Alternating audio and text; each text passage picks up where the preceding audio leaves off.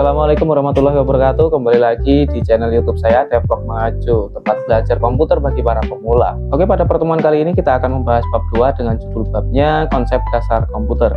Pada bab ini kita akan membahas konsep dasar komputer sebagai fondasi utama dalam pembelajaran informatika. Seperti yang kita tahu bahwa komputer itu tidak hanya dipahami sebagai alat, tetapi sebagai sistem yang bekerja secara terstruktur.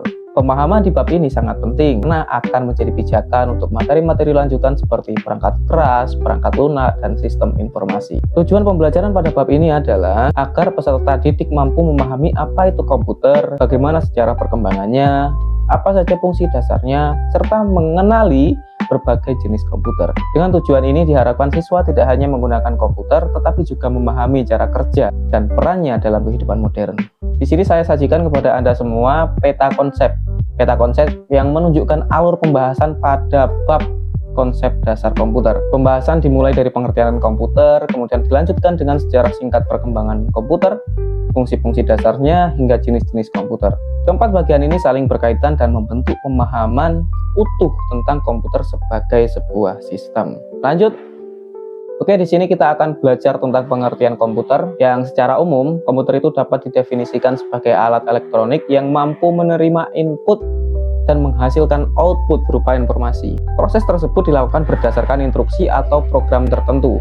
Dengan kata lain, komputer tidak berpikir sendiri, melainkan bekerja sesuai perintah yang diberikan oleh manusia. Lanjut ke sejarah komputer.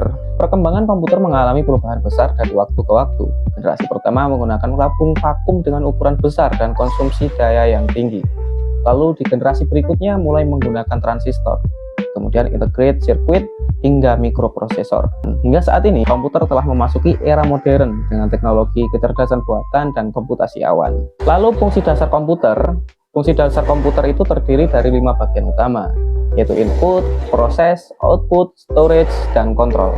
Data dimasukkan melalui perangkat input, kemudian diproses oleh sistem, disimpan jika diperlukan, dan menghasilkan output.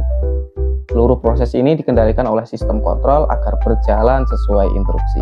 Lalu jenis-jenis komputer. Komputer memiliki berbagai jenis berdasarkan ukuran, kemampuan, dan tujuan penggunaannya. Yang pertama, superkomputer. Ini digunakan untuk komputasi tingkat tinggi. Mainframe untuk pengolahan data skala besar. Sementara personal komputer dan laptop digunakan untuk kebutuhan pribadi, untuk kebutuhan individu. Lalu selain itu terdapat embedded system yang tertanam dalam berbagai perangkat elektronik. Sebagai contoh, mesin cuci, kulkas, AC, dan lain sebagainya. Kalau contoh kontekstual dalam kehidupan sehari-hari, komputer itu hadir dalam berbagai bentuk dan aktivitas, mulai dari pembelajaran daring, pengolahan data sekolah, penggunaan media sosial, hingga transaksi digital. Bahkan banyak perangkat rumah tangga modern yang telah menggunakan sistem komputer untuk bekerja secara otomatis. Dari pembahasan ini dapat disimpulkan bahwa komputer adalah sistem pengolah data yang terus berkembang. Komputer memiliki fungsi dasar yang saling terintegrasi dan hadir dalam berbagai jenis sesuai kebutuhan. Pemahaman konsep dasar ini sangat penting sebagai dasar pembelajaran informatika. Untuk refleksi dan pertanyaan pada bagian ini, cobalah untuk berpikir lebih dalam. Yang pertama, mengapa komputer disebut sebagai sebuah sistem? Lalu yang kedua, fungsi komputer apa yang paling sering kamu gunakan?